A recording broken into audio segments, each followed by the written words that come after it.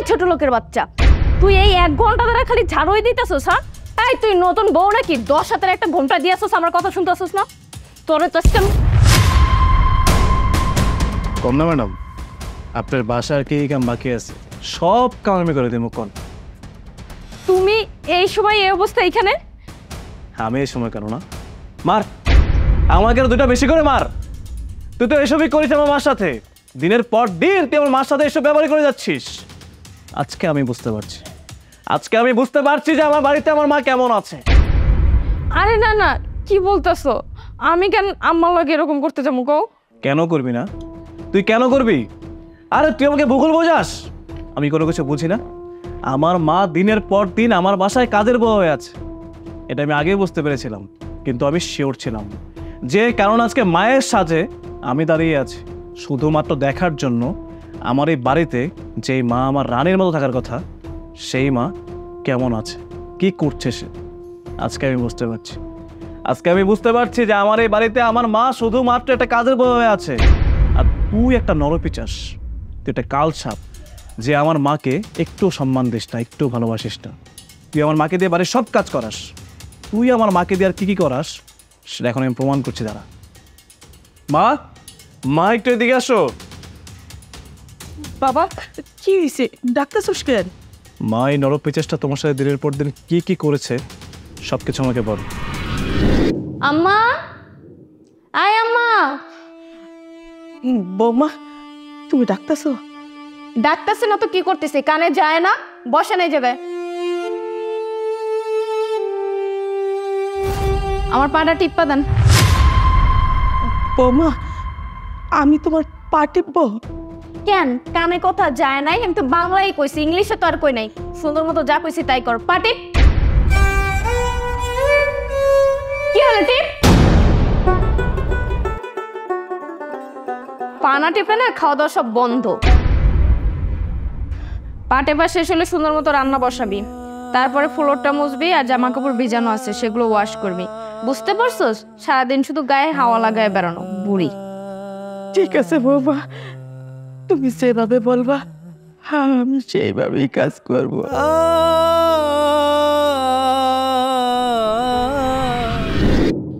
থাক মা, তুমি আমাকে আর কিছু বলতে হবে না, আমি আর কিছু শুনতে চাই।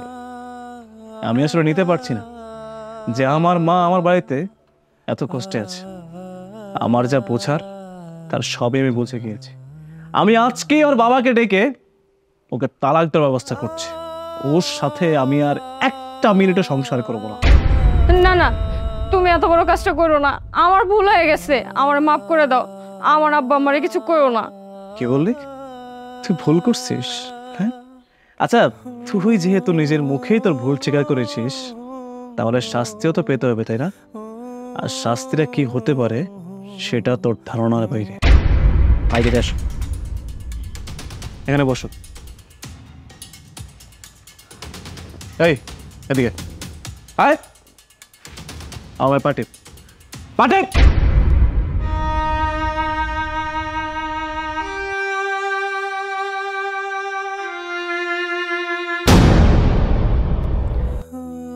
মা, এই নরপিচাসটা তোমার সাথে দিনের পর দিন যে কাজগুলো করেছিল, তুমি ঠিক একই কাজটা ওর সাথে করো। আরে এই তোকে বলছি, তুই যে মানুষটাকে দিয়ে দিনের পর দিন কাজ করেছিস না, সেই মানুষটা হচ্ছে আমার গর্ভধারিণী মা, যে আমার কাছে রানীর মতো, যাকে আমি পৃথিবীতে সব থেকে বেশি ভালোবাসি।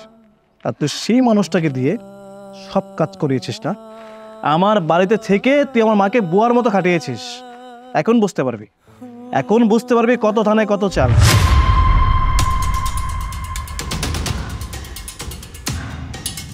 ভালো করে টিপ, ভালো করে টিপ। এই নে, এইটা টিপ। আরেকটা কথা শোন, তুই আমাকে যে কাপড়গুলো ধুইতে দিছিলি না, সব কাপড় বাথরুমে রাখা আছে। যা ওই কাপড়গুলো ধুইয়া ছাদে ছড়াইয়া দে, যা বলছে।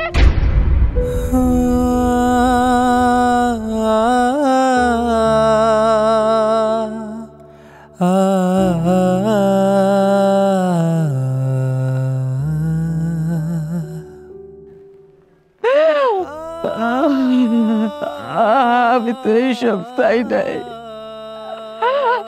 আমি তো চাইছিলাম আমার একমাত্র ছেলের বউ সুন্দর ভালো সুখী একটা সংসার হইব।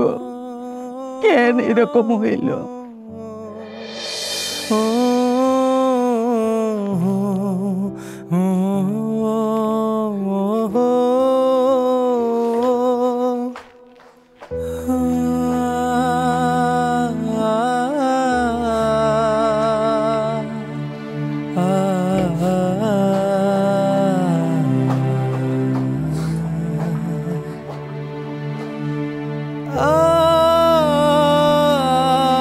কি ব্যাপার, এই কয়টা সামান্য কাপড় দিতে এতক্ষণ লাগে?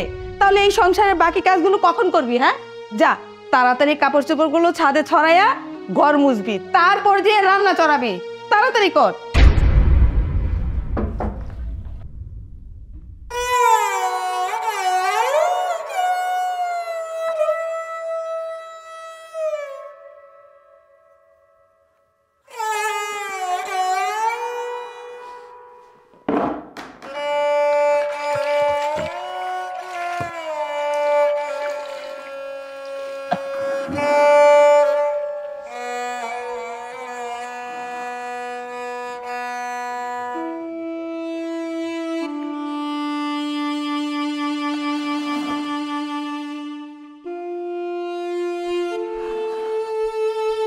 এই সামান্য একটা ঘর মুছতে এতক্ষণ লাগে, তাহলে দুপুরে রান্না চড়াবি কখন? হ্যাঁ, যা তাড়াতাড়ি এই কাজ করে দুপুরে রান্না চড়া।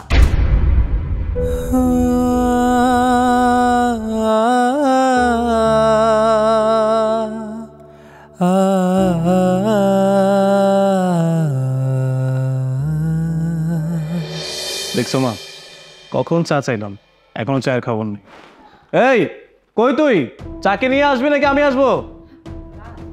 বৌমাকে দিয়ে এতটা কষ্ট করানোর পর আমাদের মা তুমি চুপ থাকো।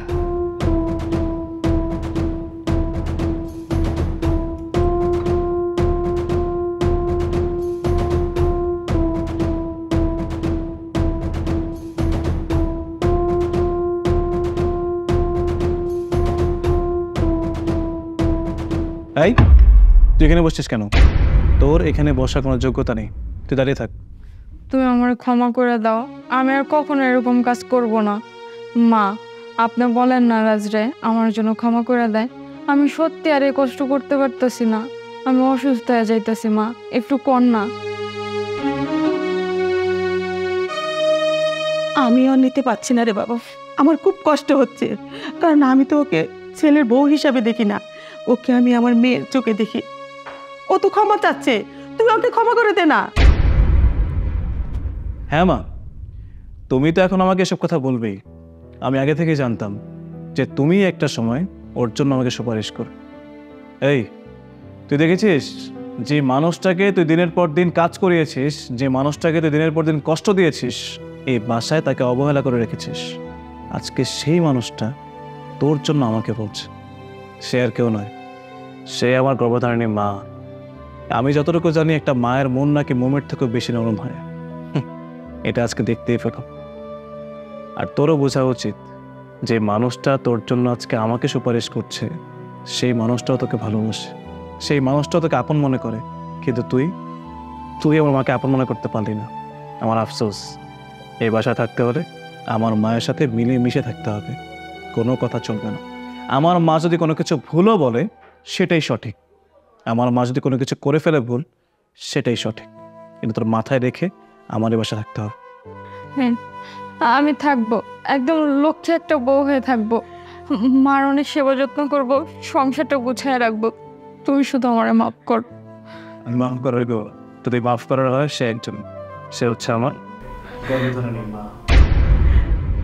হ্যাঁ বৌমা, আমি কোনো কিছুই মনে রাখিনি, কারণ আমি তো তোমাকে আমার ছেলের বউ হিসাবে দেখিনি, আমি তোমাকে আমার মেয়ের মতো দেখছি।